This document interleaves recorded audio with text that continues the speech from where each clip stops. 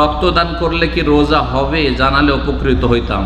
রমজানের সাথে রোজার সাথে সম্পর্কিত আজকের এই প্রশ্নটি। রক্তদান করলে যদি রক্ত বের করা হয় কারো শরীর থেকে আর সেটা অল্প স্বল্প হয় তাহলে রোজা নষ্ট হবে না। যেমন চেক আপের জন্য একটা শিশি একটা বোতল যে সিরিঞ্জে নিল তাহলে কোনো অসুবিধা নেই।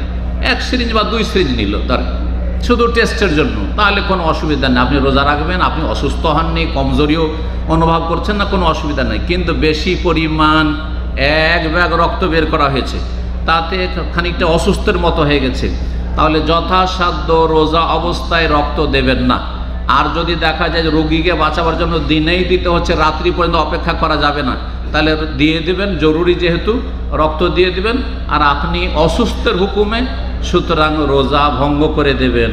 কেউ কেউ দলিল পেশ করেছেন রক্ত শরীর থেকে বেশি পরিমাণ বের হলে সেটা সিঙ্গার লাগানোর মতো, আর হাম্বেলি মজহাবে যেহেতু সিঙ্গার লাগালে রোজা নষ্ট হয়ে যায়, সুতরাং ওই হাদিস থেকে তারা দলিল নিয়েছেন। এজন্য মাসলা ইখতিলাফ রয়েছে।